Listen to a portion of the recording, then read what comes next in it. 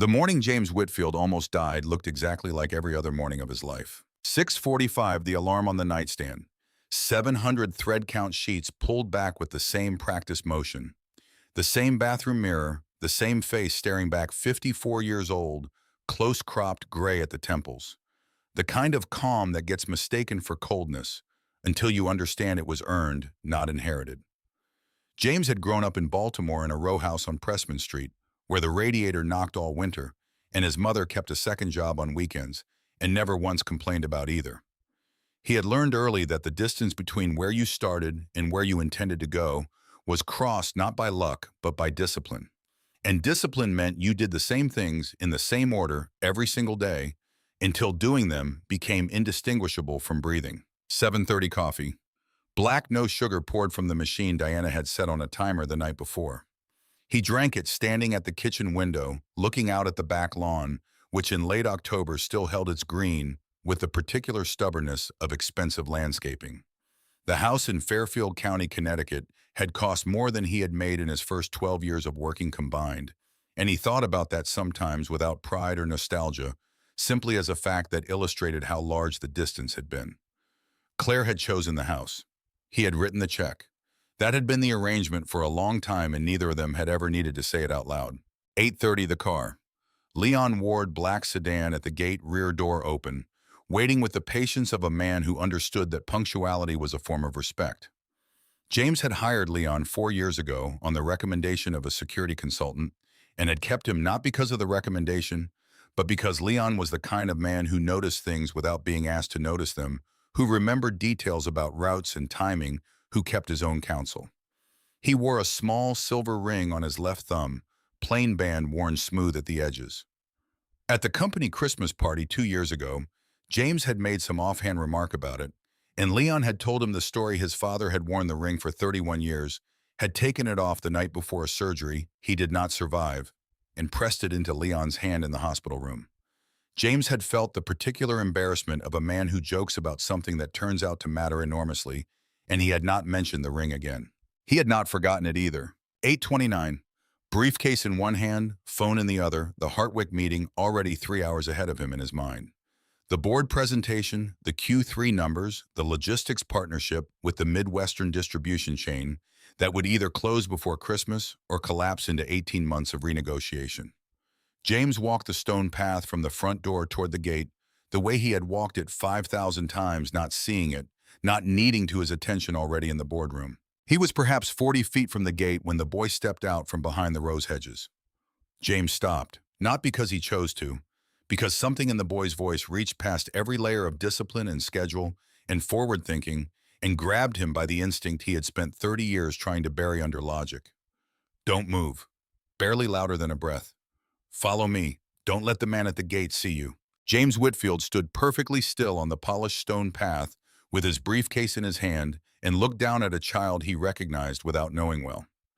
Diana Cole's son.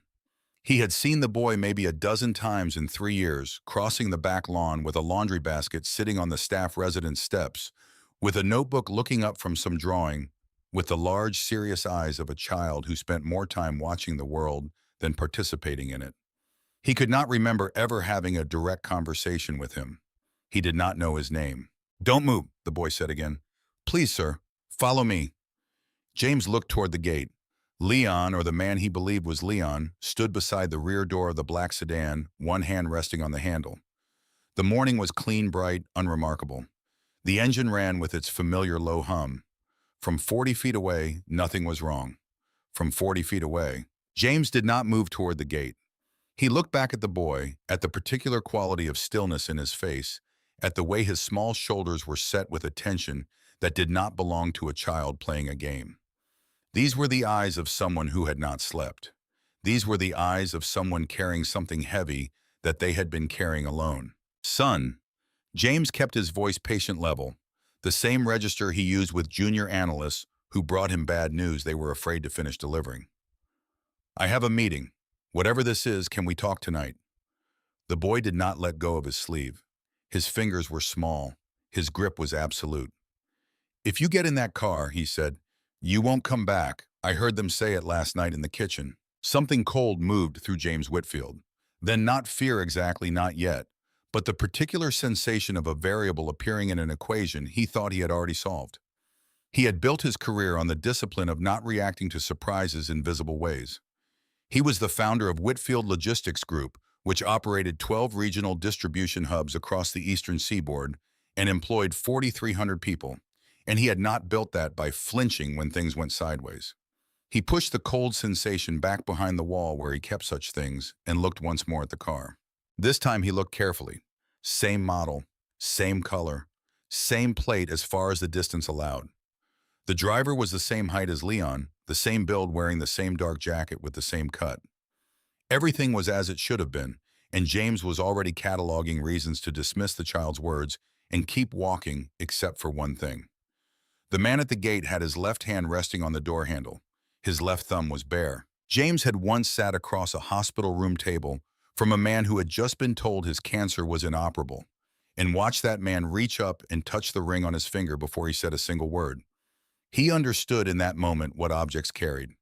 Leon Ward's silver ring was not a piece of jewelry. It was a promise a dying man had put into his son's hand.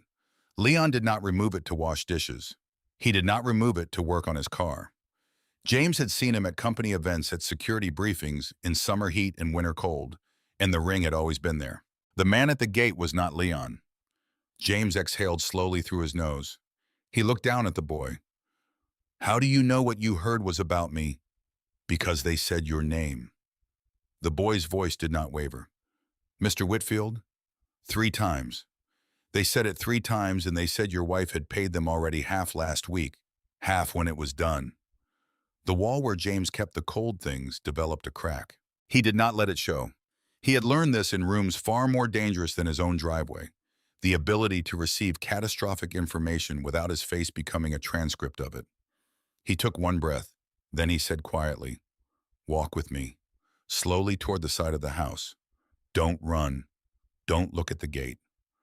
The boy nodded once and released his sleeve. They moved together across the stone path past the fountain that Claire had insisted on, and James had paid for without asking the price, past the iron bench near the south wall, around the corner of the house, where a row of tall cypress trees stood between them and any view from the gate. The fake driver would see James walking, but not toward the pedestrian exit, not yet running, not yet alarmed. Just a man who had changed direction. Just a man who might have forgotten something. When they were behind the trees, James crouched down. He brought himself level with the boy's eyes. At this distance, he could see that the child had been crying recently, not now, but sometime in the last several hours, the slight puffiness under the lower lids that no amount of composed stillness could entirely erase. "What's your name?" "Marcus, but my mom calls me MJ." "MJ." James said it the way he repeated names in meetings, locking them into the part of his mind reserved for things that mattered. "Tell me everything. Start from last night. Don't skip anything. Don't rush." MJ took a breath and squared his small shoulders. His mother worked for James. His mother had always taught him to speak plainly and stand straight when he did it. He had been supposed to be asleep. It was late past 11. He had come downstairs because he forgot the notebook he had been drawing in, and he needed it the way some children need a particular toy or a glass of water, except for MJ. The notebook was more important than either of those things. The kitchen was dark. His mother was not in the kitchen. She had left the small radio on the counter playing low the way she always did when she worked evenings. He could hear voices on the back patio, 2 of them, a woman and a man whose voice he had never heard before. He had not meant to stop and listen. He had just stopped. The woman was Mrs. Whitfield. Her voice was the same voice she used at the dinner parties James sometimes held for business associates, the warm and gracious voice that made people feel noticed. The man's voice was slower, more deliberate, the kind of voice that measures every syllable before releasing it. Mrs. Whitfield said everything was ready for the morning.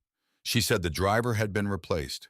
She said her husband would be in the car at 8:30 and would not notice anything wrong because he was always reading his phone, because the mornings were when he was furthest inside his own head, most insulated from the world immediately around him. MJ paused. His eyes held something older than 10 years old had any right to hold. Then she said he continued after today she would finally be free. James stayed very still behind the cypress trees. He could hear his own pulse. He had been in boardrooms during hostile takeover attempts. He had sat across from prosecutors during an industry audit in 2019 that had lasted 7 months and could have ended his company. He had received phone calls in the middle of the night delivering news that rearranged the shape of his life. None of it had felt like this specific sensation of the floor beneath a thing you had stood on for 26 years, quietly ceasing to be solid. He looked at MJ. "Do you have anything else? A note, a photograph, anything physical?" The boy hesitated. He looked at his shoes for exactly 2 seconds. Then he reached into the breast pocket of his shirt and pulled out a phone. Old model screen cracked diagonally from the upper right corner to the lower left, held together at one edge by a strip of clear tape gone slightly yellow. His mother had given it to him when she upgraded hers. It still recorded sound. He had been scared. He had not known what else to do. He had pressed the button and held the phone near the gap in the patio door and stood in the dark kitchen for 11 minutes and 42 seconds, barely breathing, while the radio played low behind him. James took the phone. He held it the way you hold something extracted from a wound carefully, with the understanding that what you were holding had cost something to obtain. He looked at the screen. One audio file, recorded last night at 11:17. He pressed play. The first sounds were ordinary dishes settling in a drying rack, the soft percussion of a kitchen at rest. Then the patio door sliding open and voices that stepped out of the recording and into the space behind the cypress trees as clearly as if the two speakers were standing 10 feet away. A woman's voice, warm, unhurried, the voice of someone describing logistics they had reviewed many times. "It has to look ordinary. He has to walk to the car himself. If anything is forced, if anything looks wrong, they'll find it within 24 hours. He has to get in willingly." A man's voice, deeper, careful, in the way of a person reciting something memorized. "He will. 8:30 is his window. He never varies. He walks out, he opens his email, he gets in the car. The new driver knows the route. There's a place outside Millhaven where the road bends along the reservoir. The car stops there. The rest happens after." A pause, the small sound of ice shifting in a glass. The man again. "The policy," Claire's voice. "It pays out on accidental death. Double indemnity. The lawyers have already reviewed it. There's no contest clause because there's no other beneficiary. I'm the only one. The house the company shares, everything moves through the trust to me. The board tried to put protections in place 2 years ago. He signed them away during the merger. He never read the third page." James closed his eyes. He remembered that day with a precision that felt like punishment. Boston. The Meridian Hotel's 17th floor conference room. A stack of merger documents 3 inches thick. The junior associate with the wire-rimmed glasses pointing at signature lines and saying in the efficient murmur of someone accustomed to late closings that the third page was administrative language standard. Nothing that required his attention. James had been in that room for 9 hours. He had not asked. He had signed. He had signed his own vulnerability into existence on a Tuesday afternoon in Boston because he was tired and trusted the people around him and had somewhere else to be. He opened his eyes and pressed stop. He did not need to hear the rest. He looked at MJ, who was watching him with the patient eyes of someone who had spent the night preparing for the possibility that no one would believe him and had come out here anyway. "Your mother," James said carefully, his voice low. "Does she know you recorded this?" "No. No, sir." "Was she nearby when they were talking?" "She had the radio on. I think she heard nothing." "Good." James exhaled. "I need you to keep it that way for now. Not because your mother would do anything wrong. Because the more people who know, the more people are in danger. Do you understand the difference?" MJ nodded. He understood more than he should have had to. James slipped the cracked phone into the inside pocket of his jacket, where it settled against his chest like a document he intended to read every word of. Then he stood, brushed stone dust from his trousers with one slow, deliberate motion, and looked through a gap in the cypress branches toward the front gate. The fake driver had put his phone away. He was standing straighter now, his weight shifting between his feet, the small, restless movement of a man who had been told to wait for something specific and was beginning to wonder why it hadn't happened yet. James took his own phone from his pocket and touched a name near the top of his favorites list. 2 rings, then a voice crisp and slightly impatient. "James, you should be in the car already. Hartwick starts at 10. "Raymond." His voice was the same tone he had used for 2 catastrophic events in the previous decade. The takeover battle in 2014 and the night his mother died. Raymond Holt had heard both. He recognized this one immediately. I'm not going to Hartwick today. I need you to pull everything on my life insurance policy. Every adjustment in the last 2 years. Every change to the beneficiary clause. Every signature on every amendment. I need it in 90 minutes. A pause on the line that lasted exactly as long as it took Raymond to understand what he was being asked and why. James, what is happening? His eyes dropped to MJ, who was watching him steadily. Something I should have noticed a long time ago, James said. 90 minutes, Raymond. No one at the firm knows you're doing this. Not the paralegal team, not the associates. No one. Only 90 minutes. Raymond said it with the flatness of a man who had not slept a full night in 2 decades and had no intention of starting now. Stay where you are. The call ended. James stood behind the cypress trees with the phone in his hand and felt for the first time the full weight of what was happening settle onto him. Not the panic of it, because panic was a luxury, but the sheer mass. He had negotiated against sovereign wealth funds. He had walked into rooms full of men who wanted his company and walked out with their signatures. He had built something from nothing in a country that had not always wanted to see him succeed, and he had done it through the particular alchemy of intelligence, patience, and the refusal to be surprised.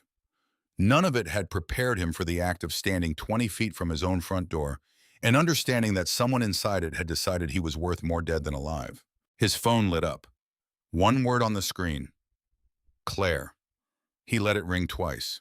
Not 3 times, that would suggest avoidance. Twice then he pressed the green button. Claire. James, where are you?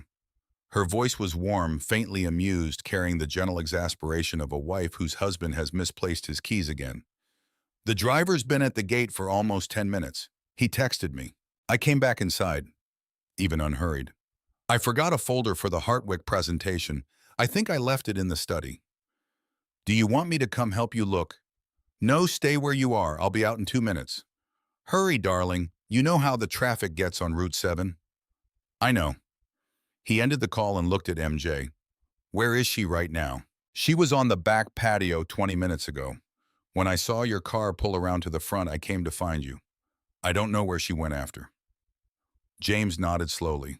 He thought for a moment in the particular way he thought when the stakes were high, not linearly, not step by step, but in a wide circle that took everything in and then collapsed inward toward the one thing that mattered most right now. I need to see her, he said. Before I do anything else, I need to see her face. Do you understand why MJ considered it? His brow furrowed slightly, not confusion, but the genuine effort of a child thinking through something complex because an adult had asked him to, rather than protected him from it. Then his face settled. Because if you don't, he said, you might still not believe she did it. James Whitfield looked at this 10-year-old boy for a long moment. He had sat across tables from Rhodes Scholars and circuit court judges and CEOs who had been running companies since before MJ's mother was born, and none of them had ever described the precise shape of his hope in fewer words. Yes, James said, exactly. They moved together along the back of the house, staying close to the wall, ducking below the low windows. James had not moved like this, pressed to a wall, crouched deliberate since he was a child himself, hiding from his father's belt in the narrow space between the refrigerator and the kitchen door on Pressman Street. He was surprised by how completely his body still remembered. They reached the corner of the south wing. Through a screen of climbing jasmine, thick and dark green against the pale stone, they could see the back patio, the long stretch of lawn descending toward the gardener's shed, the white wrought iron table where Claire sometimes brought her morning coffee on warm days. She was there. She was not alone. The man sitting across from her was tall, lean, somewhere in his mid-40s. His hair was dark and carefully maintained in the way of a man who spends more attention on his appearance than he would admit to. He wore a charcoal gray jacket over a black shirt. His hands rested on the table near Claire's, not touching, but positioned with the deliberate proximity of 2 people who had long since moved past the need to perform distance. Claire was wearing a dress James recognized. Light blue linen with a small collar and 3/4 sleeves. He had bought it on a side street off the Via della Vigna Nuova in Florence 2 summers ago on a Tuesday morning when they had taken a rare unscheduled hour and simply walked. She had held it up against herself outside the shop window and said she loved it, but it was too special for regular occasions. She would save it for something that deserved it. The man said something James could not hear at this distance. Claire laughed the soft, private laugh she used for people she was genuinely comfortable with. Not the social laugh, not the dinner party performance. She reached across the table and laid her hand over his. The man lifted her hand. He turned it over slowly and pressed his lips to the inside of her wrist, just below the pulse point. Then, in a voice that carried across the still morning air, with the clarity of someone who felt no need for caution on their own territory. "We begin." James did not move. His hands were at his sides. His briefcase was still in his right hand, his phone in his left. He was aware of both objects with a strange and total precision, the way you become aware of your own hands in the moment before you use them for something that cannot be undone. He did not feel rage. He had expected rage, had braced for it the way you brace for a wave you can see coming. What arrived instead was something stranger and much colder. It was the sensation of watching a photograph burn from one corner inward, slowly consuming the image of something you had believed was permanent, and understanding that the photograph had always been combustible, that you had simply never held it close enough to a flame before. He turned away from the jasmine screen. MJ had seen it too. The boy's small face had gone very quiet in the way of someone absorbing something they cannot unhear. "Come with me," James said. They moved back along the wall around the corner of the south wing, through the side door that opened into the laundry room. James had lived in this house for 16 years and could not have described this room before today. The industrial-grade washer, the folding table, the wire shelf holding a row of cleaning products in matching white bottles. He found this fact almost interesting, the way small absurdities become interesting when everything larger has become unbearable. He stood in the laundry room and took out his phone and called a different name. One ring, two, then a voice slightly rough with a day off. "Mr. Whitfield, I'm off today, sir. You told me last week, remember? You said the company was sending a car from a different service because mine was in for servicing. I figured maybe you had the dates mixed up, but I didn't want to call and bother you about it." "Leon," James kept his voice level, "your car is not in for service, is it?" It was not a question. The silence on the other end lasted approximately 4 seconds. "No, sir, it's sitting in my driveway right now."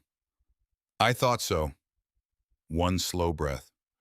"I need you to drive over here. Park 1 street east of the property away from the gate. Do not approach the gate. Do not call the house. Wait for me to call you again. Mr. Whitfield." Leon's voice had shifted the comfortable register of a day off, replaced by something sharper. "Is something wrong?" "Yes." No point in softening it. Leon was not a man who was helped by softening. "I'll explain when I call you back. Can you leave now?" Already walking to the car, James ended the call and stood in the laundry room with his phone in his hand. Through the small window above the dryer, he could see a narrow rectangle of the front driveway, just enough to confirm the black sedan still idling at the gate. The man beside it now looking toward the house with the weight-shifted posture of someone whose patience was becoming something else. He had a recording. He had the testimony of a child. He had an insurance policy that if Raymond found what James was certain he would find, had been altered by a forged signature. He had a fake driver waiting at his gate and a man on his back patio who was not his wife's friend. He had 26 years of a marriage that had apparently been building toward this morning for at least 14 months. What he did not have yet was enough, not for what he intended to do with it. He looked at MJ, who was standing near a stack of folded bath towels, his back straight, his hands at his sides. "MJ," James said quietly, "I need you to do something very specific. Can you listen carefully?" "Yes, sir." "Go to your mother. Tell her your stomach hurts and you want to lie down. That's all, just that. Don't say anything else. Don't lie about anything else. Go to your room and stay there until I come find you. If anyone asks where I am or what you've seen this morning, you tell them you haven't seen me since breakfast. Can you do that?"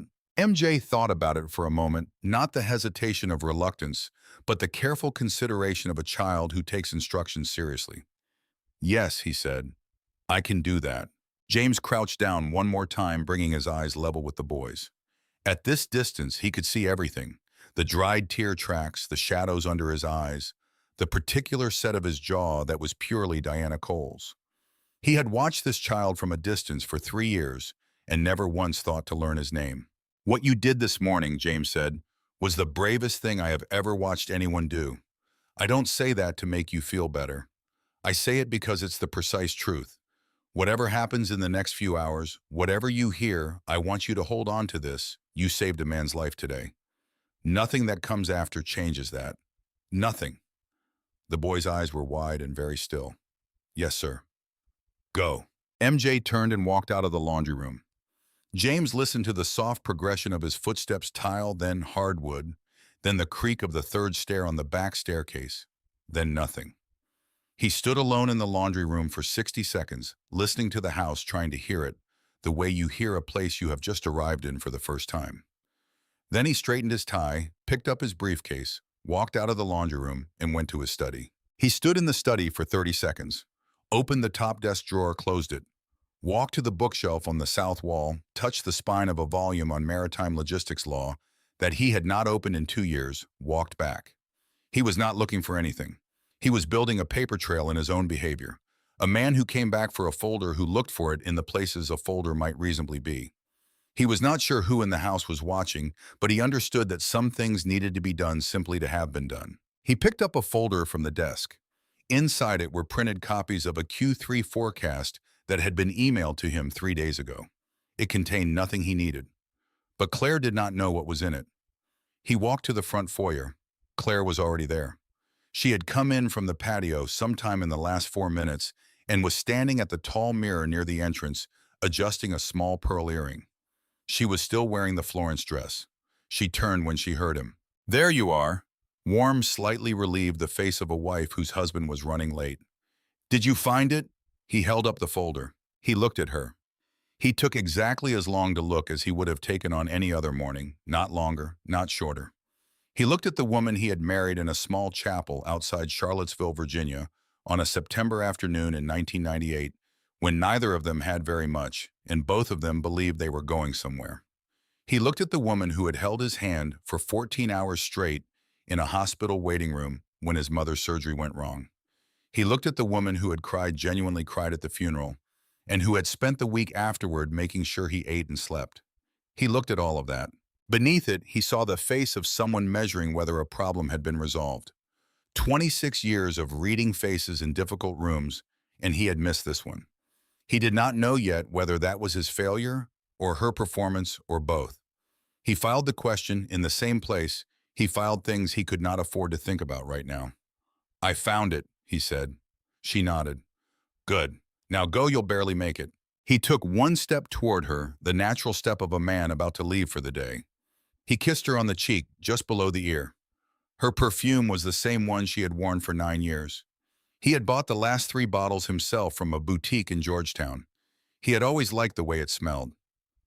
"I love you," she said.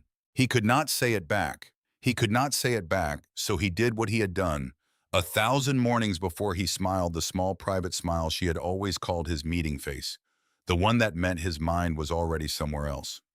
He turned and walked out the front door, down the steps, briefcase in one hand, phone in the other.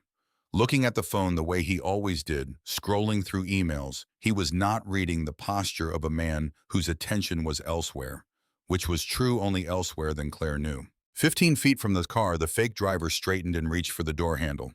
James kept the same pace, the same angle, looking at the screen. 12 feet. 10. His peripheral vision tracked the driver's hand on the handle, the shift of the man's weight as he prepared to open the door. At 8 feet, James changed direction by approximately 10 degrees. Not a sharp turn. A drift, the kind of course adjustment a distracted man makes when he remembers something, when his path and his attention briefly diverge. He walked past the car. Behind him, he felt the driver's hesitation, a fractional pause, a recalibration. The plan had been specific. Specific in the way plans are when they have been rehearsed. The target walks to the car, the target gets in, the car moves. There were no instructions for what to do when the target kept walking. "Mr. Whitfield." The man's voice was careful, not yet alarmed, but aimed. James raised his phone to his ear as if a call had just connected. "Yes, I'm on my way out now. No, meet me at the corner. The driveway's blocked. I'll walk out."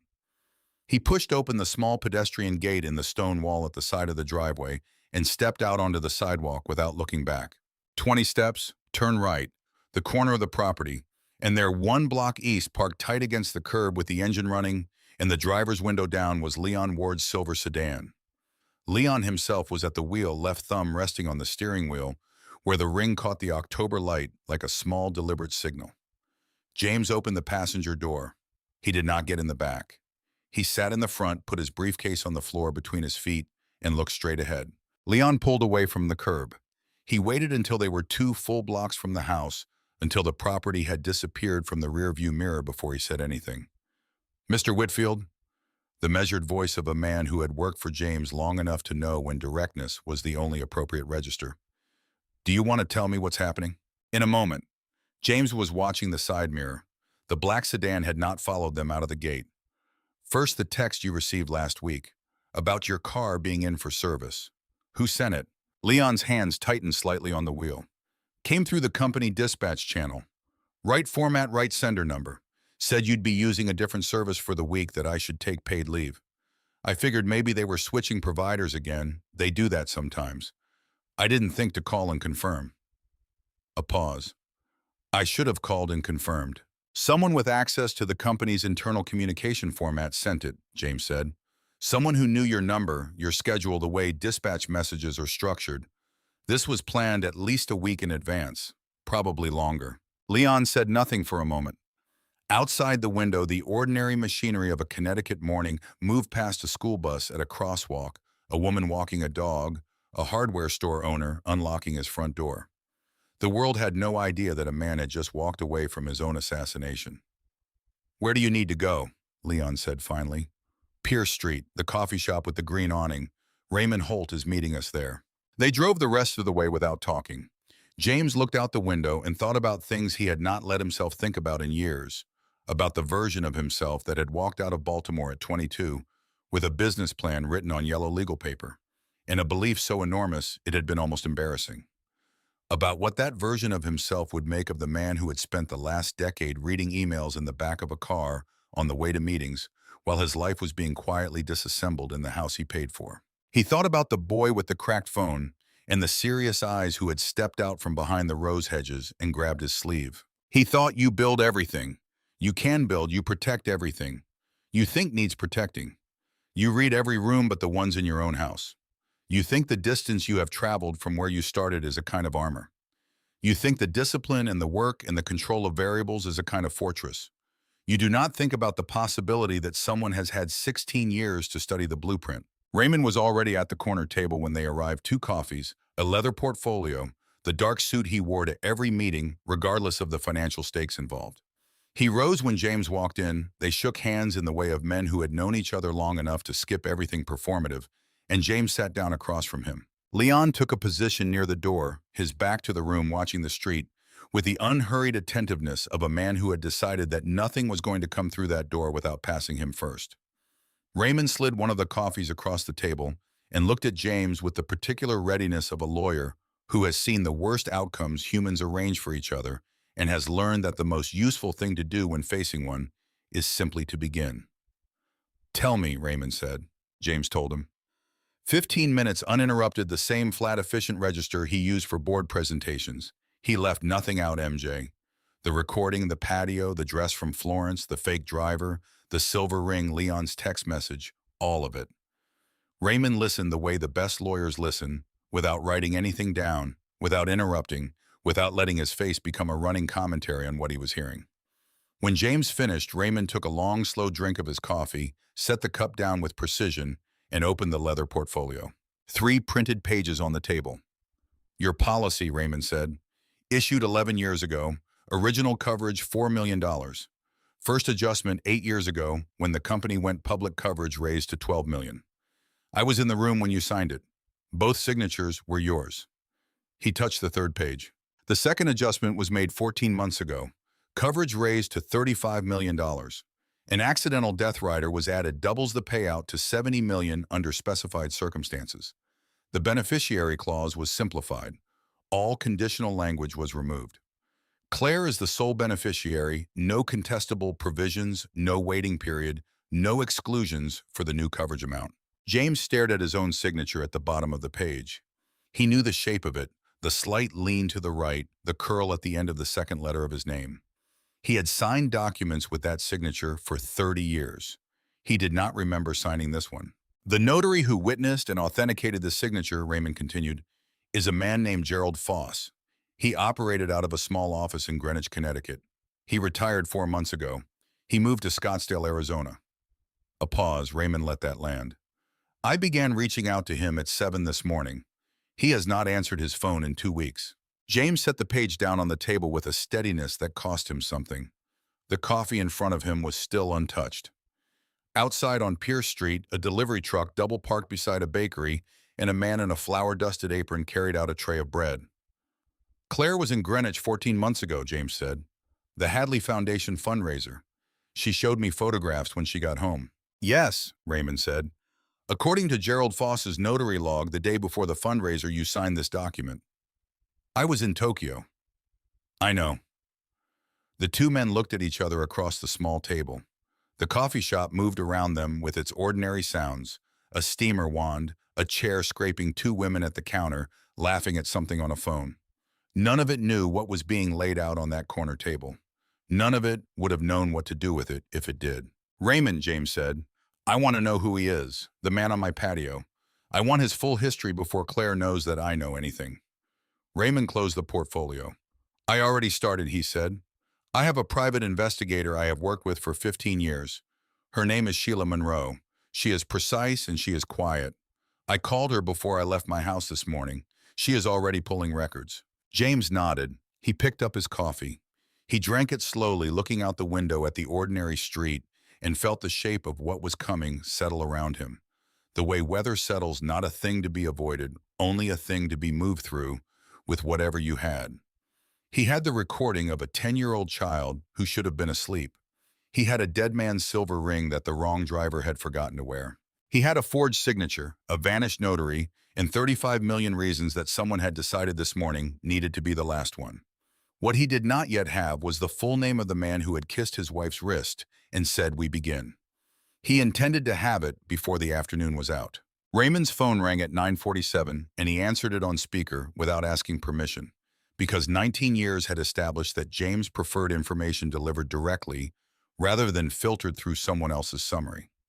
Sheila Monroe's voice came through flat, unhurried, carrying the particular economy of a woman who had learned that the most devastating things could be said in the fewest possible words. The man on your patio this morning is named Victor Crane. That is the name he is currently using. It is not the name he was born with. James did not move. Across the table, Raymond folded his hands over the closed portfolio and waited. He was born Derek Moss, Wisconsin, 1979. He changed his name legally in 2009 in Cook County, Illinois, following the death of his first wife. Her name was Patricia Moss. She was 43 years old. She died on a Saturday morning in September on a hiking trail in the Upper Peninsula of Michigan, fell from an overlook near Pictured Rocks. The Alger County Sheriff's Office investigated. The ruling was accidental death. Patricia Moss carried a life insurance policy valued at $3.2 million. Derek Moss was the sole beneficiary. The claim paid out in full 11 weeks after her death. The coffee shop continued its indifferent hum. James was aware of every sound in the room with the heightened peripheral sensitivity that arrives when the center of your attention becomes very, very still. In 2014, under the name Victor Crane, he became engaged to a woman named Susan Garner. Seattle. 41 years old, senior engineering director at a software firm, owned her home outright. They were engaged for approximately 8 months. Susan Garner terminated the engagement herself 6 months before the scheduled wedding date. Her reasons were not entered into any public record. 3 weeks after the breakup, she filed a petition for a restraining order in King County Superior Court. The petition was granted. Victor Crane left Washington State within 30 days. Raymond's expression did not change. James had watched Raymond receive catastrophic news for nearly 2 decades, and the man's face had never once become a record of what he was feeling. Right now, James found it steadying in a way he had not expected to need. In 2017, he married a woman named Renee Delacroix in Phoenix, Arizona. She was 53 years old, widowed, no children, substantial assets, a commercial real estate portfolio, 2 residential properties, retirement accounts. He was 38 at the time of the marriage. They were married for 2 years and 8 months. Renee Delacroix died in February of 2020. A fire at the couple's home in the Arcadia neighborhood of Phoenix. The Phoenix Fire Department conducted an investigation. The ruling was accidental faulty wiring in the kitchen. Victor Crane was not at the property at the time of the fire. He had driven to Tucson that afternoon for what he described to investigators as a business meeting. The insurance payout on Renee Delacroix's life policy was $4.8 million. Victor Crane received it in full. Three women: Patricia, who fell from a trail; Susan, who sensed something in time to run; Renee, who did not. Each one chosen with the same criteria: wealth isolation, a life insurance policy large enough to justify the patience required. Each one approached the same way, gradually, attentively, by a man who knew how to present himself as exactly what a lonely or neglected person most needed to hear. James understood the pattern with the cold completeness of a man who had spent his career identifying systems, and this was a system, refined across 15 years, perfected across two bodies. "Does Claire know any of this?" His voice came out level, which cost something. A brief pause from Sheila. "With reasonable confidence, no. The name change was executed cleanly. Records are distributed across 3 separate states, 2 of which require in-person requests to access archival documents. Patricia Moss's case received minimal press coverage, primarily regional. Renee Delacroix's fire was covered locally in Phoenix, but never connected to him by name in any published reporting. Without a specific reason to look for Derek Moss, you would not find him." "Then how did you find him in 2 hours?" "The notary, Gerald Foss, handled a real estate transaction for Victor Crane in Greenwich, Connecticut, approximately 2 years ago. That transaction left a public record. When I pulled Foss's professional history this morning, Crane's name appeared in it. That gave me a thread. One thread was sufficient." Raymond leaned forward slightly. "Sheila, the Greenwich real estate transaction. How long before the insurance amendment was that?" "The transaction closed 26 months ago. The policy amendment was notarized by Foss 14 months ago. Victor Crane was in Foss's professional orbit for at least a year before the policy was altered. Long enough to cultivate a relationship. Long enough to ensure that when a specific notarization was needed, Foss would provide it without asking the questions a more cautious man might ask." The implications settled over the table like a change in pressure. Gerald Foss had not simply retired to Arizona. Gerald Foss had been managed, relocated, rendered inaccessible, made unable to answer questions he had been paid not to remember. Whether through money or fear or some combination of both, the man who had put his stamp on a forged signature was now unreachable in a warm climate 2,000 miles away. "One more thing," Sheila said. "The fake driver at your gate this morning. I have a partial on him. His name is Curtis Pryle, former livery driver out of Bridgeport. 2 prior arrests, no convictions. He was recruited through an intermediary. I'm still pulling the intermediary's identity, but the connection between Pryle and Victor Crane runs through a logistics coordination company registered in Delaware 18 months ago. Shell Company. Registered agent is a law firm in Wilmington that handles nothing but corporate formations. This was not improvised. Every component was built in advance." James looked at the 3 printed pages still lying on the table. He thought about the amount of time this had taken the Delaware shell, the fake dispatch message, the cultivated notary, the forged signature, the research route outside Millhaven, the reservoir with its particular depth and current. Someone had sat down perhaps 18 months ago, perhaps 2 years ago, and built this the way an engineer builds a bridge, load by load, connection by connection, testing each joint before adding the next. The engineer had a name: Derek Moss, a man who had already walked away from 2 versions of this plan with his hands clean. Raymond ended the call with Sheila and looked at James across the table with the particular steadiness of a man who had just received confirmation of something he had already suspected but hoped was wrong. "Both things can be true," James said quietly. Not to Raymond, not entirely, but to the version of himself that was still trying to construct a narrative in which Claire was purely a victim. She was manipulated. She was also a participant. Those 2 facts occupy the same space. Raymond did not argue with it. He had been a lawyer long enough to know that human culpability rarely arrived in clean categories, that most of the damage people did to each other lived in the complicated territory between what they were convinced of and what they chose not to examine too carefully. "What do you want to do?" Raymond asked. James looked out the window at Pierce Street. A woman pushed a stroller past the coffee shop. A teenager on a bicycle ran a yellow light. The world was conducting its ordinary Tuesday morning without any awareness that a man at a corner table was deciding how to dismantle a plan that had been 18 months in the construction. I want to go to the police now, Raymond said carefully, preempting the question. We have the recording, the insurance documents, the forged signature, the shell company, the prior incidents involving Derek Moss. It is enough to open a criminal investigation. They would move on Crane within 24 hours, possibly sooner. What happens to Claire in that scenario? She is questioned immediately. She lawyers up. The case moves, but it moves slowly. Crane's attorney argues the recording is inadmissible, challenges the chain of custody on the phone, questions whether a 10-year-old's testimony can withstand cross-examination. Crane has done this before. He knows how these proceedings work. He knows where the gaps are. James already knew the answer to his own next question, but he asked it anyway because some decisions needed to be spoken out loud before they became final. What is the other option? Raymond was quiet for a moment, the quiet of a lawyer choosing his words not for precision, but for the specific gravity the moment required. We give him one more chance to act.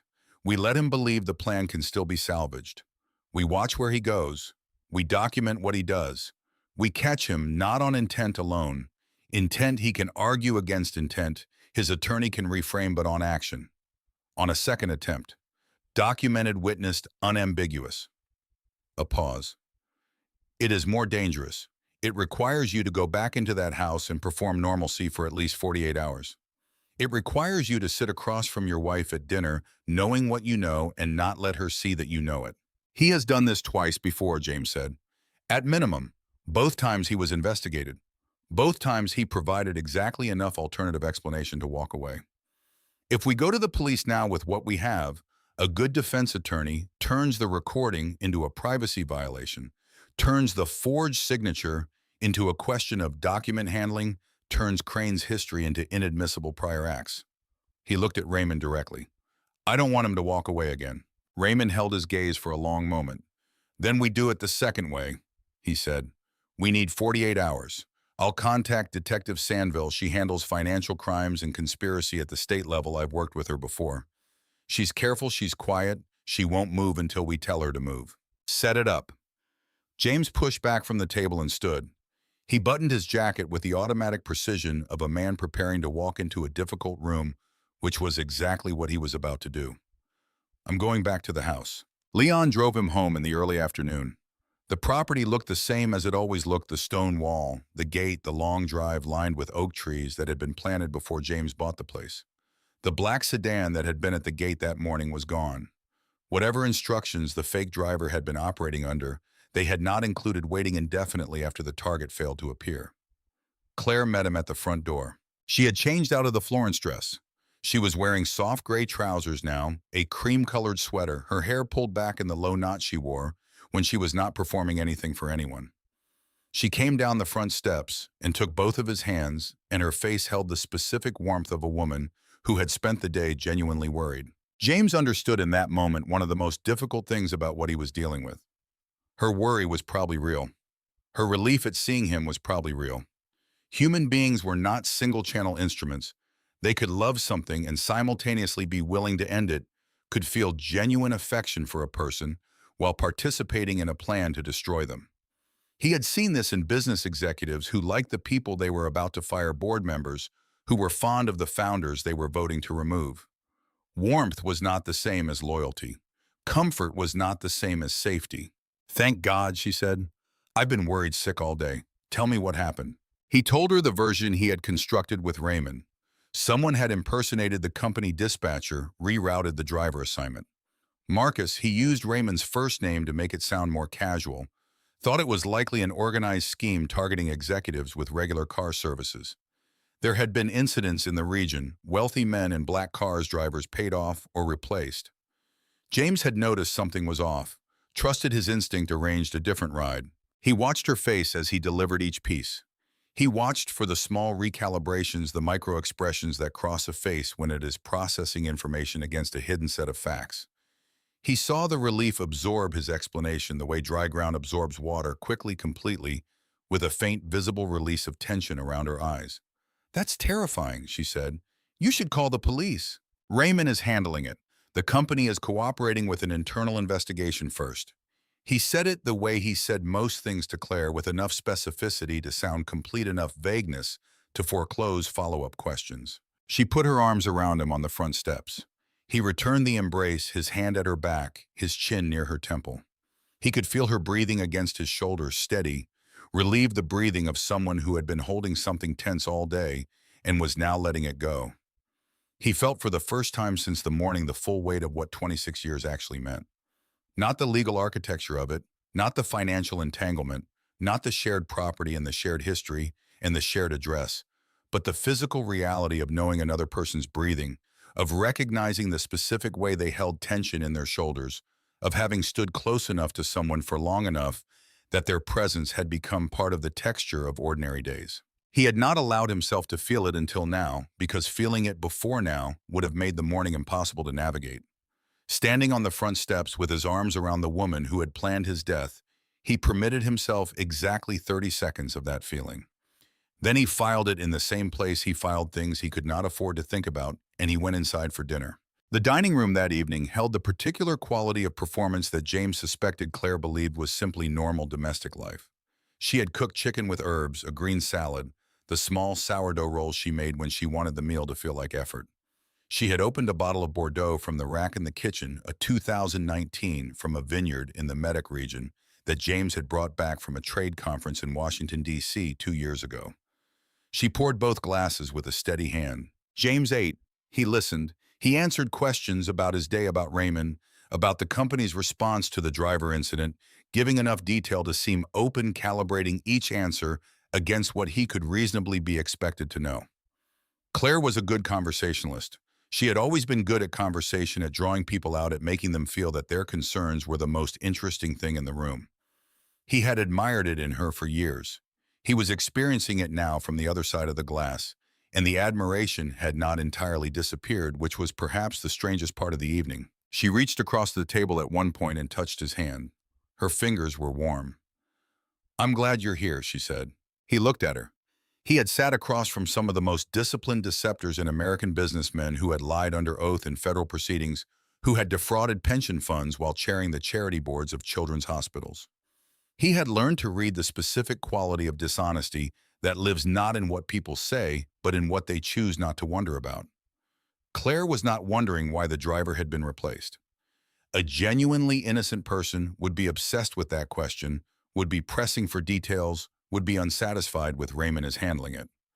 Her acceptance of the vague explanation was itself a kind of answer. "I'm glad I'm here too," he said. The words were true. They were also terrible. After dinner, they moved to the sitting room, the long sofa near the tall windows that looked out over the back lawn. The patio was dark now, the wrought iron table barely visible against the darker shape of the lawn. Claire sat close to him, her head resting briefly on his shoulder, and he looked through the glass at the place where she had sat that morning with Derek Moss and decided when James Whitfield would die. At 10:30, she said she was tired. She kissed his forehead, her lips warm against his skin, and went upstairs. He heard the bedroom door close, the small sounds of a house settling around a person going to sleep. He waited 15 minutes. He needed her to be past the light sleep threshold, past the stage where a footstep on the stairs could pull her back to awareness. Then he stood, moved through the dark hallway, with the quiet of a man who had learned long ago that the most dangerous places to make noise were the ones where you were supposed to belong, and let himself out the side door into the October night. The staff residence behind the boxwood hedge had a single yellow light burning above the door. He knocked softly. Diana Cole opened it within 30 seconds. Not the slow response of someone woken from sleep, but the immediate response of someone who had been sitting up waiting without quite admitting to herself that she was waiting. She stepped back and let him in without a word. "He was asleep," she said quietly, leading James through the small front room. He came home saying his stomach hurt. He had not eaten much at dinner. He fell asleep on the couch around 8. The back room was narrow, the bed pushed against the wall under a window that looked out at the hedge.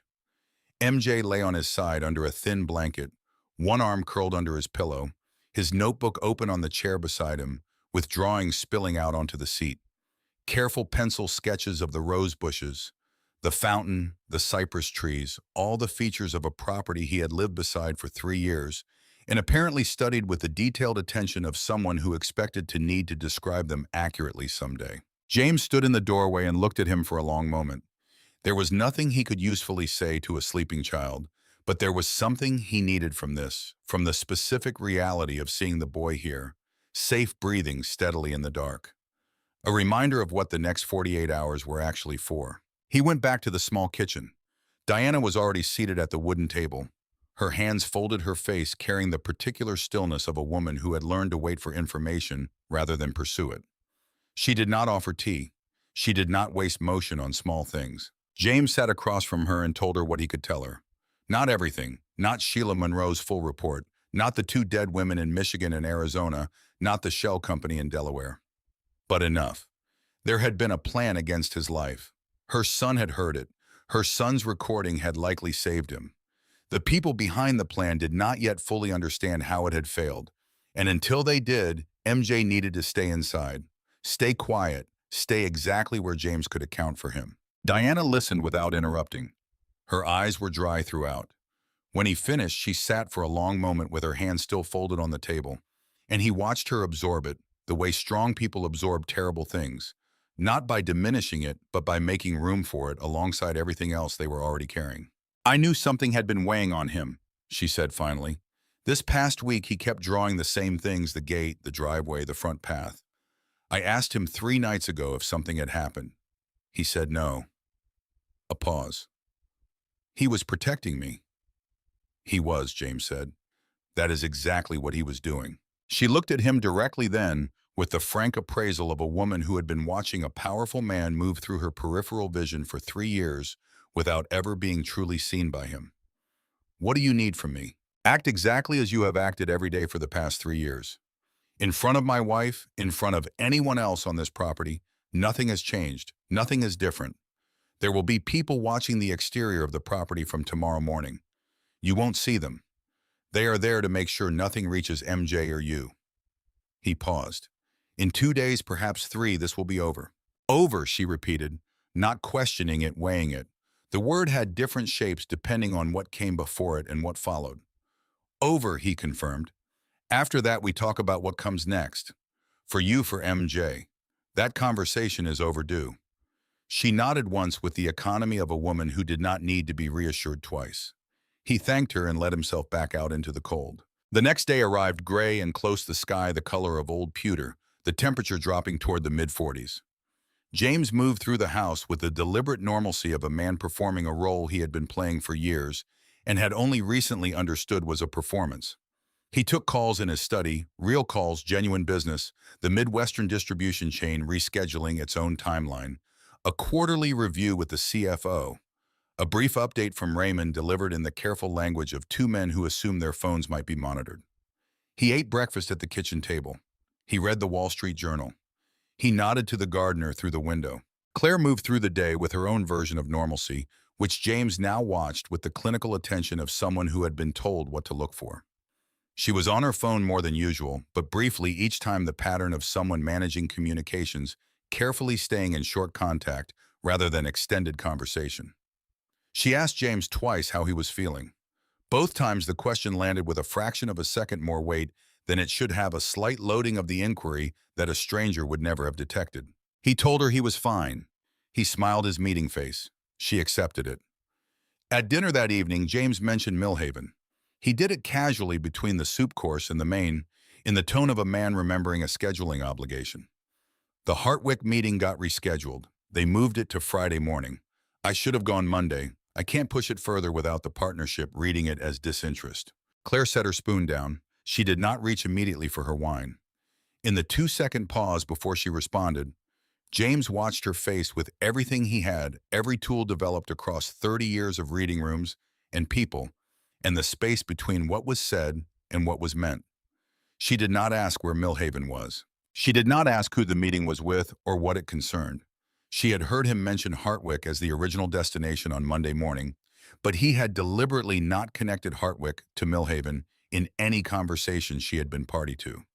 Millhaven was the name of the town outside which the reservoir sat, the name of the town that had been spoken on the back patio at 11:17 on Sunday night. If she had known that name only from his Monday morning routine, she would have asked for clarification. Instead, she picked up her wine glass, took a small, deliberate sip, and said, "Is Leon driving?" The question came out with the ease of something rehearsed so many times it had stopped feeling rehearsed. It came out with the ease of a woman who knew exactly which driver mattered on which route, because she had heard the route described in detail by a man who had planned it with care. James felt the final piece of the architecture click into place. Not with satisfaction, there was no satisfaction in this, but with the specific resolution of a man who had needed to be certain before he could move, and was now certain. "Leon, yes," he said. "He'll pick me up at 8:30. He cut into his food. "Same as always." Claire nodded. She returned to her dinner. The candlelight moved between them on the white tablecloth, and beneath the ordinary surface of two people eating a meal together, two separate plans were advancing toward the same Friday morning, one of them aware that the other existed, one of them not. Later that night, after Claire had gone upstairs, James sat alone in the dark sitting room for a long time. He did not turn on a light. He did not check his phone. He looked out through the tall windows at the back lawn, at the dark shape of the patio, at the wrought iron table where a man named Derek Moss had kissed his wife's wrist, and said two words that were meant to be the last two words James Whitfield ever didn't hear. He thought about Patricia Moss, who had gone for a hike on a Saturday morning in Michigan and had not come home. He thought about Renee Delacroix, who had cooked dinner and gone to sleep and never woken up. He thought about the particular cruelty of being taken by someone you trusted, someone who had stood inside your life close enough to know your habits, your schedule, your vulnerabilities, close enough to map the exact shape of the door he intended to walk you through. He had spent 30 years building something from nothing. He had crossed a distance that most people who started where he started never crossed. He had done it through discipline and intelligence and a refusal to let the world's estimation of him become his estimation of himself. He had done it in some part because he had believed that control was possible, that if you made the right decisions with the information you had, outcomes could be shaped. He still believed that. He believed it more deliberately now than he had believed it 24 hours ago, because now he understood precisely what it was being tested against. He thought about MJ asleep in the narrow room behind the boxwood hedge with his notebook of drawings and his thin blanket, and the particular courage of a child who had stood in a dark kitchen for 11 minutes holding a cracked phone and breathing quietly while the people 6 feet away from him planned a murder. He thought the most dangerous threats rarely arrive as strangers. They know your schedule. They know your house. They know that you read your email in the car in the morning and do not look up until you are 3 blocks from home. They count on the fact that the people you trust most are the people you stop examining. He picked up his phone. A message from Raymond Sanville confirmed. Team in place by 0600 Friday. He typed back 2 words, understood, ready, then set the phone face down on the cushion beside him. Friday was 36 hours away. 36 hours of breakfast and dinner in the meeting face, and the ordinary sounds of a house that had already stopped being what it appeared to be, moving toward a morning on a road outside Millhaven, where the water was deep and the current pulled toward the spillway, and a man named Derek Moss believed he was about to collect the third payment of a career he had been building since 2009. He had built his life on the belief that if you controlled enough variables, you controlled the outcome. He had never accounted for the variable sleeping beside him. He would not make that mistake twice. Friday arrived the way the most consequential mornings always do, without ceremony, without any atmospheric signal that this one was different from the 4,000 that had preceded it. The alarm at 6:45, the bathroom mirror, the gray Connecticut sky pressing flat against the window glass, holding its light back the way it does in late October, when the season has made its decision, but not yet fully committed to the consequences. James dressed slowly. Dark suit, the one he wore to closings. White shirt. The tie Claire had given him 3 Christmases ago, charcoal with a fine diagonal stripe. He had considered not wearing it, then decided that the detail mattered, that every piece of the morning needed to be exactly what it would have been on any other Friday, because Claire would be watching, measuring the texture of ordinary against whatever anxiety she had carried through the night. He had slept 4 hours. Not badly, just briefly, the way he slept before major negotiations. His mind running its calculations in the dark until it had processed everything it could process, and then simply stopped the way an engine stops when it has used what it was given. Downstairs, the kitchen was already warm. The coffee machine had run on its timer. He poured a cup and stood at the window the way he had stood every morning for 16 years, looking out at the back lawn. The wrought iron table was empty in the early gray light. The lawn was wet with dew. The gardener's shed at the far end of the property sat with its door closed, its small window dark. Everything was exactly where it had always been, which was the most unsettling thing about it. Claire came downstairs at 7:15. She was dressed already, the cream sweater, dark trousers, her hair down. She moved through the kitchen with the practiced ease of someone who had performed this particular domestic scene so many times that the performance had long since become the reality, and James could not have said with certainty where one ended. She poured her own coffee. She asked if he had eaten. He said he would grab something at the office after the meeting. She opened the refrigerator and handed him a small container of cut fruit without being asked, the way she had done on 100 travel mornings, because she knew he would not eat otherwise. The gesture was so precisely itself, so completely the gesture of a wife who knew her husband's habits, that for one vertiginous moment James felt the ground shift. Not toward doubt, toward the particular grief that lives inside certainty, the knowledge that the thing you are losing was real, that the realness of it does not change what it became, that both of those facts are equally true. He took the container. He put it in his briefcase. "Thank you," he said. At 7:45, she straightened his tie. Her fingers adjusted the knot with the small, efficient motion of long familiarity, smoothing the fabric against his chest. She looked up at him when she was done, and her face was open in the way it was sometimes open in the mornings before the day had given her anything to perform against. "Come home at a reasonable hour," she said. "We never eat dinner before 9 anymore." "I'll try." He held her gaze for exactly as long as a man who suspected nothing would hold it. Then he picked up his briefcase and walked to the front door. She followed him to the top of the front steps. The morning air came in cold when he opened the door, that particular Connecticut cold that carries the smell of leaf decay and distant water. "Be safe," she said. He did not turn around. "I will." He went down the steps. Leon was at the gate. The silver sedan sat at the end of the driveway with the engine running, exhaust rising in the cold air. Leon stood beside the rear door, left hand on the handle, the silver ring catching the pale morning light with its usual quiet precision. James walked the stone path at his regular pace. He looked at his phone the way he always looked at it, scrolling without reading, the posture of a man whose attention was distributed somewhere ahead of where his body currently was. He reached the car. Leon opened the door. James got in. They pulled out of the gate and onto the road, and Leon waited until they had cleared the property before he spoke. "We're clear," he said simply, his eyes on the rearview mirror. "I've got Detective Sandville's team confirmation on my phone. Units are staged along Route 44 and the Millhaven cutoff. Raymond called 20 minutes ago. Everything is in place." James looked out the side window. The trees along the road had mostly let their leaves go, now their branches making clean, dark lines against the low sky. "The gray sedan," he said, "will pick us up before the Willocks exit. Same pattern as Monday, 3 cars back pacing us. Crane will be staged at the turnout near the reservoir. Sandville has a second vehicle positioned a half-mile past the turnout unmarked." A pause. "This will work, Mr. Whitfield." James did not respond to that. Not because he doubted it, but because there was a particular kind of statement that does not require confirmation from the person it is meant to reassure. And Leon was experienced enough to know the difference between reassurance offered and reassurance needed. They took the highway north. The traffic was sparse in the early morning, the road opening up past the Wilton interchange, the landscape shifting from suburb to the longer, emptier stretches of northern Fairfield County, where the trees came closer to the shoulder.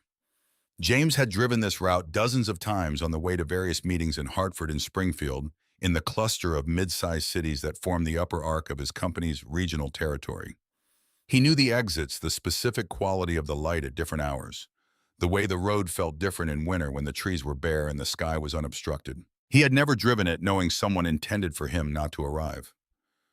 40 minutes out from the house, Leon said quietly, "Gray sedan, 2 cars back. Picked us up at Willocks, same as before." James did not turn to look. He kept his eyes on the road ahead. "How many in the vehicle?" 2. Same positions as Monday, driver and a passenger in the rear seat. The plan had been reconstructed then. After Monday's failure, Victor Crane had assessed what went wrong. The target had noticed something, had found an alternative route out, had not been in the car. The plan had been adapted, the timeline pushed to Friday, a second vehicle added for redundancy. Crane was, as Sheila Monroe had noted, a man with method. He did not panic when a plan failed. He revised. What he had not revised was his fundamental assumption that James Whitfield had noticed the driver, but not understood the scope of what surrounded the driver. That James's Monday exit had been an abundance of caution, not a comprehensive awareness. That Friday would find a slightly more cautious man, but not an informed one. That assumption was the only miscalculation that mattered. The terrain changed as they moved north of New Milford. The road began to curve more frequently following the older geography of the land. The hills, the ridgelines, the drainage patterns that predated the highway system by several centuries. The trees pressed closer. The sky was a flat, pale gray directly overhead, darker to the north. Then the road crested a low rise, and below them, spreading flat to the left of the highway, in the particular stillness of deep water on a windless morning, was the Millhaven Reservoir. James looked at it. He had passed it before on other drives and registered it the way you register large landscape features on familiar routes as background as scenery. Now he saw it with total attention. The water was very still, the color of pewter, slightly darker than the sky, its surface unmarked by any current from above. The guardrail ran along the left shoulder for perhaps a quarter-mile, and at the far end of that run the road bent sharply to the right, away from the water, following the natural line of the terrain. Before the bend, set back slightly from the shoulder, was a small turnout, a gravel pull-off perhaps 40 feet wide, used by fishermen in the summer. Empty now. Not empty now. A dark sedan sat at the near end of the turnout with its engine running. A man leaned against the driver's door, tall, lean, dark jacket. His face was turned away from the road toward the water in the studied casualness of someone who had been told to look like he was not waiting for something. Victor Crane. 15 years of a career that had traveled from a hiking trail in Michigan to a house fire in Phoenix to a forged signature in Greenwich, arriving at this turnout on a Friday morning in October to collect what he believed was the largest payment of his professional life. "He's there," Leon said, not quite a whisper. "Keep driving, steady pace." James was watching the side mirror now. The gray sedan behind them was still 3 cars back, maintaining its distance with the practiced patience of men who had been told to follow rather than intercept. They passed the turnout. In his peripheral vision, James tracked Crane pushing off from the car door, straightening his posture, shifting from performance to readiness. The script called for the sedan ahead to continue past the bend, pull over, wait, creating a scenario in which Leon's car would stop at a location from which James could not easily walk to help, from which the water was close, from which the official conclusion would be a tragic single-vehicle accident on a curve that had seen 7 such accidents in the past decade. The script had one revision that Crane did not know about. "Now," James said. Leon pressed the button on the dashboard. From a turnout a half-mile ahead, invisible from the reservoir curve positioned over the rise, 2 black SUVs pulled out simultaneously and blocked both lanes of the road. The gray sedan behind them hit its brakes hard. James could hear the tire friction, brief, sharp, cut off by the sound of its front end, stopping short of the SUV's rear quarter panel. A third vehicle, a dark, unmarked sedan that had been sitting on a fire road 50 yards off the highway, pulled out behind the gray car and closed the gap. Crane's vehicle had nowhere to go. Leon pulled to the shoulder 30 yards past the turnout. Through the rear window, James watched the sequence with the focused attention of a man who had designed a machine and was now watching it run for the first time. Figures in plain clothes moved with the quick, efficient precision of people who had rehearsed this. The gray sedan's doors were open. 2 men were removed and placed face down on the road surface with a professionalism that was almost administrative. No excess, no drama. Simply the systematic application of overwhelming preparation against a plan that had never accounted for being known in advance. At the turnout, Victor Crane had not moved when the SUVs appeared ahead. He had stood beside his car for perhaps 4 seconds, long enough to process that the geometry had changed, that the road was blocked in both directions, that the man in the vehicle he had been following was not in the car. He expected was not arriving in the condition of ignorance that every prior step of the plan had depended upon. 4 seconds of the specific stillness of a man whose entire methodology rests on never being seen clearly, encountering the experience of being seen completely. Then Detective Sanville's team was at his vehicle and the calculation was over. He did not run. He did not reach for anything. He turned away from the car door and faced the approaching officers with his hands visible, not raised exactly, but open away from his body, in the gesture of a man who understood that this particular version of events was finished. His face, as the distance closed between him and the officers, was arranged in an expression James could not fully read from this distance, something between calculation and a strange, cold composure. What happened next was the moment James had not anticipated, the moment that would stay with him longer than anything else on that road. As the officers reached Crane, as the formal words were being spoken, Crane turned his head. Not toward the officers, toward Leon's car still idling on the shoulder 30 yards ahead, toward the rear window behind which James Whitfield was watching. The distance was too great for eye contact to be certain, but Crane seemed to find the window with precision, seemed to locate through the glass the specific presence of the man whose death he had planned across 18 months of patient construction. He smiled, not the smile of defiance, not the performance of a man who wanted to appear unafraid. Something quieter than that. The smile of someone who had played a long game and lost this particular version of it and was already in some internal accounting, beginning to think about the next version, except that this time, for the first time in his career, there would be no next version because this time the thread had been pulled far enough to unravel everything that came before. James looked at that smile and felt something he had not expected to feel. Not satisfaction, not vindication, not the particular release of a tension that has been held too long. What he felt was something colder and more useful than any of those things. He felt the precise, clear knowledge of what he was dealing with. Not a man who had loved his wife and made a terrible choice. Not a man who had been driven to extremity by circumstances. A man who had built a career out of the specific vulnerability of people who love someone, who had monetized the trust that lives at the center of intimate relationships, who had looked at every woman he had chosen, Patricia, Renee, Claire, and seen not a person, but a configuration of assets and access and an expiration date he intended to set himself. That smile was the most honest thing Derek Moss had ever shown anyone. James turned away from the window. "Take me home," he said. Leon pulled back onto the highway. Behind them, the official machinery was beginning its work.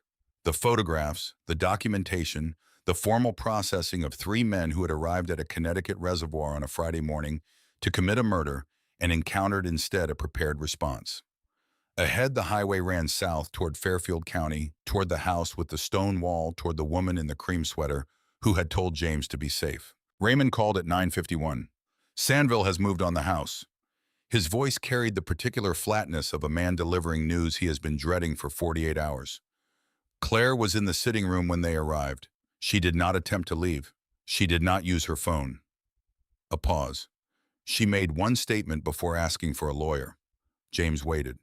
She said, "He told me he had done this before." She said it twice. Then she put her hands behind her back. The highway moved beneath the car. A sign read, "Fairfield County, 18 miles. James looked at it without reading it. "He told her," James said, not a question. "Apparently, yes. Sometime this morning after you left before Sandville's team arrived. Crane must have contacted her when the plan began to move and told her the history, perhaps as reassurance, perhaps as a way of ensuring she understood there was no path back. The statement suggests she did not know about Patricia or Renee before this morning." James sat with that for a long moment. He thought about what it meant, the specific cruelty of being told in the final hour before everything collapsed, that the man you had trusted with the most dangerous secret of your life had already done this twice, had already stood over two graves, had already walked away clean. That the plan you believed was a desperate act of liberation was for him simply the third iteration of a method. She had not known. He was certain of that now with a completeness that carried its own particular weight. She had been recruited, cultivated, convinced. The grievances had been real, the distance between them, the years of him reading emails in the car, while she organized a life he barely inhabited. The slow erosion of a marriage that had started with genuine feeling and drifted into the parallel management of a shared enterprise. Crane had found those grievances the way a structural engineer finds load-bearing weaknesses, precisely, patiently knowing exactly what to do with them once located. She had still participated. She had still planned. She had still kissed James on the cheek that morning on the front steps and said, "Be safe," with the warmth of someone who meant neither word. Both things were true, and they would remain true regardless of what happened in the proceedings that followed. And James was done trying to resolve the contradiction into something simpler. Leon pulled through the gate at 10:47. The property was quiet in the way it had been quiet every morning of the 16 years James had lived there. The same stone path, the same fountain, the same row of cypress trees along the south wall. Two unmarked vehicles sat near the front steps. A pair of officers stood at the entrance, their posture carrying the particular formality of people at the edge of someone else's catastrophe, careful not to take up more space than the moment required. Detective Sandville was waiting on the front walk. She was in her mid-50s, gray hair cut close, wearing a dark blazer over dark trousers.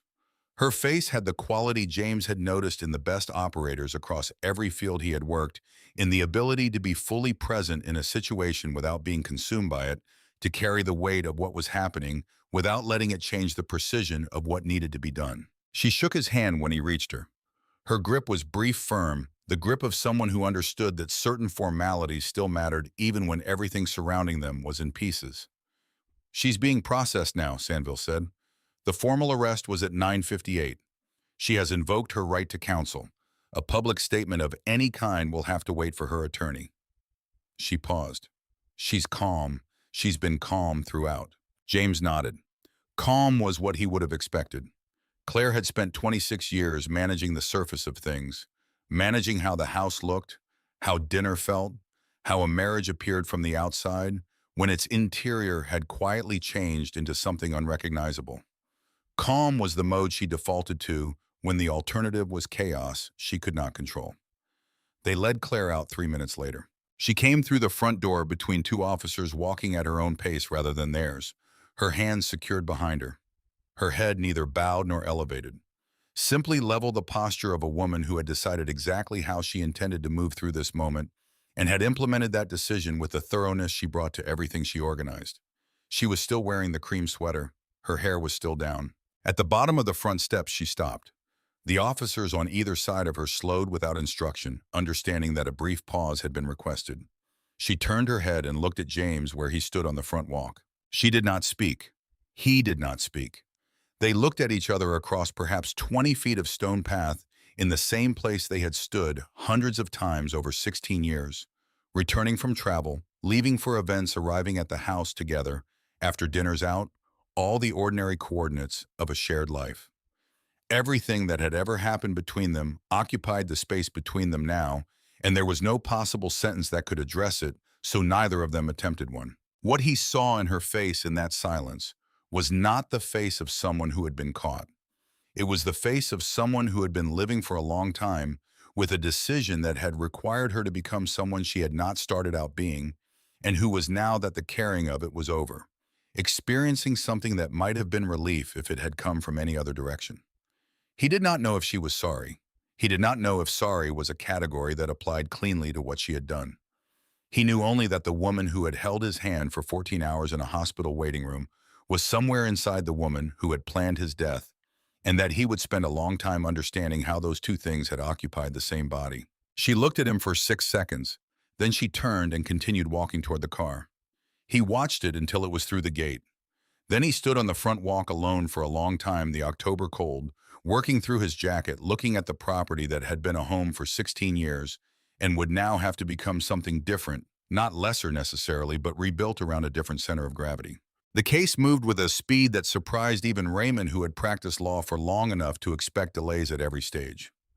Derek Moss, the name Victor Crane, returned to in every court document stripped of its alias by a prosecution that understood the power of insisting on the truth of who a person was charged within 48 hours. Conspiracy to commit murder, attempted murder in the first degree, insurance fraud, identity fraud across 3 states. The real estate shell company in Delaware was connected to 11 transactions in 6 states over 12 years. The 2 cases from Michigan and Arizona were reopened simultaneously, federal jurisdiction invoked on the basis of interstate fraud. The fake driver Curtis Pryl entered a cooperation agreement within 72 hours. He named everyone the intermediary, the communication chain, the cash payments that had moved through the Delaware shell. His testimony mapped the operational structure of what Crane had built with the comprehensive clarity that only a person trying to minimize his own exposure can provide. The gray sedan's 2 occupants were charged as co-conspirators. Both accepted plea arrangements. Sheila Monroe's report on Derek Moss's full history was entered into the federal record and became in the hands of the prosecution team a document that closed every door he might otherwise have walked through. The restraining order from Susan Garner in Seattle was located and re-examined. 2 former colleagues of Patricia Moss in Michigan came forward unprompted when the case received national coverage. They had always thought the trail was wrong, had always felt that what they knew did not match the official conclusion, had always wondered if wondering made them paranoid. It did not. For Renee Delacroix, a fire investigator who had worked the Phoenix case in 2020, and had written a supplemental memo expressing reservations about the faulty wiring conclusion, a memo that had been filed and not acted upon, provided his original notes to the federal team. The notes contained observations that the official report had not included. The reasons the official report had not included them were subsequently investigated separately. The recording from MJ's cracked phone transferred to the prosecution's evidence chain through a process Raymond managed with the meticulous attention of a man who understood that the chain of custody on this particular piece of evidence needed to be unassailable, became the cornerstone of the conspiracy charge. 11 minutes and 42 seconds of audio recorded in a dark kitchen by a 10-year-old boy who had not known what else to do. Claire did not contest the charges. Her attorney, a criminal defense specialist from a firm in Hartford, advised her to enter a plea at the earliest opportunity. She did. The judge accepted it at a hearing James did not attend. He had been present at the first appearance, standing in the gallery of the federal courthouse in Bridgeport, with Raymond beside him watching the formal recitation of charges with the particular feeling of a man who is present at the official naming of something that has already been real for days. That had been enough. Some things did not need to be witnessed twice to be understood. The weeks that followed moved differently than the weeks before. Not faster or slower differently, with a quality James could not name precisely the particular texture of time when the structure organizing it has been removed and something new has not yet fully replaced it. He moved through the house with the careful attention of a man relearning a space, noticing rooms he had not noticed in years, making small decisions that turned out to matter more than he expected. He moved his bedroom to the east side of the house. The room he chose was smaller than the one he had shared with Claire, a guest room with clean windows that faced the garden where the morning light came in without asking permission. He bought new sheets. He found this act, the specific ordinariness of buying new sheets, to be one of the more clarifying experiences of the whole period. He sold 2 of the cars he did not use. He gave Leon Ward a permanent position as head of executive transport for Whitfield Logistics Group, with a salary that generated 20 minutes of genuine argument before Leon accepted it. Leon's objection was that it was too much. James's position was that it was accurate, and accuracy was not negotiable. He hired a new household manager, a woman named Doris Hart, 61 years old, who had run a bed and breakfast in Stowe, Vermont for 28 years and approached the management of a house as something between a craft and a calling. Within 3 weeks, the house began to smell different in the mornings. Coffee, something baked, the small domestic signals of a space occupied by people who were actually present in it. Diana Cole stayed. James had asked her directly 2 weeks after the arrest, sitting at the same wooden table in the staff residence kitchen where they had talked in October. He had told her she was not obligated, that he would understand entirely, that he would provide whatever support she needed to establish somewhere else if she preferred. She had taken 3 days to consider it. He had been explicit that he wanted her actual answer, not the convenient one, and then she had said yes. She moved into the larger cottage at the back of the south wing, the one with the stone fireplace and the sunroom that faced east. MJ claimed the sunroom immediately as a drawing space and installed his notebooks there within the first afternoon. MJ enrolled in a new school in January. James paid for it, and for the one that would follow, and for whatever would follow that. He did not make a production of this. He told Diana directly once that it was not charity and was not negotiable, and that if MJ at any point wanted to discuss what he wanted to do with the education being made available to him, James was available for that conversation. MJ, informed of this arrangement by his mother, appeared at James's study door 2 days later with a specific question about whether the budget included art programs. James told him the budget was not a limiting factor. MJ nodded with the gravity of someone receiving useful operational information, thanked him, and left. The formal proceedings took months, as formal proceedings do. James was deposed 3 times, gave a recorded statement twice, appeared in federal court once. He found the process less difficult than he had expected, not because it was painless, but because he had learned across 30 years of managing hard situations that the anticipation of a difficult thing almost always exceeds the difficulty of the thing itself. The deposition rooms were ordinary. The questions were specific. The truth was not complicated. Spring arrived with the sudden conviction New England springs have when they finally decide to commit 1 week of cold rain, then warmth, then everything green at once. The rose bushes along the front path came back. The cypress trees along the south wall, which James had never particularly noticed before last October, threw long shadows across the stone in the late afternoon light. On a Saturday morning in late April, 6 months after the morning that had changed everything, James walked out into the back garden at 9 o'clock to find MJ sitting on the low stone wall beside the greenhouse, a notebook open on his knees. He was drawing the new rose bushes Diana had planted along the south fence the previous weekend. Careful pencil work, the same serious attention he brought to everything he rendered. James sat down beside him on the wall. He said nothing immediately. MJ kept drawing. The garden was quiet around them, only the occasional sound of a bird in the hedgerow, the distant working of the neighbor's lawnmower 2 properties over. The kind of quiet that is not empty but full. The quiet of a space where people have decided without discussing it that no particular thing needs to be said right now. After a while, MJ looked up from the notebook, not at James, but at the rose bushes he was drawing, the small distance of an artist checking his reference. "My dad used to draw," he said. "My mom told me. She said he drew on everything, the margins of grocery lists, the backs of envelopes, paper napkins in restaurants. She said he couldn't stop himself." James had not known this. He thought about it for a moment. "Then you come by it honestly," he said. MJ nodded, accepting this as a fact rather than a compliment. He made a small adjustment to a line on the page. The garden held its quiet around them. Somewhere in the house, Doris was moving through the kitchen, the faint domestic sound of someone who knew how to occupy a space without filling all of it. The greenhouse glass caught the spring light and distributed it across the lawn in small, bright rectangles. MJ set his pencil down across the open notebook. He looked at James with the directness he had always used, the directness of someone who had decided early that the world was worth looking at straight. "Mr. Whitfield," he said, "do you ever still feel scared about that morning?" James looked at the question. He held it, turned it over, considered the various ways a man could answer it. The reassuring way, the deflecting way, the way that would make a child feel that everything was resolved into something clean. He had been offered all of those versions in his own mind over the past 6 months, and he had not taken any of them, because taking them would have required pretending that what had happened was a simpler thing than it was. MJ deserved a real answer. "Sometimes," James said, "not the way I felt it that morning, but sometimes I wake up at 4 in the morning, and for a few seconds I hear the engine at the gate, and I think about how close I came to walking past you without stopping. What I feel in those moments isn't fear exactly.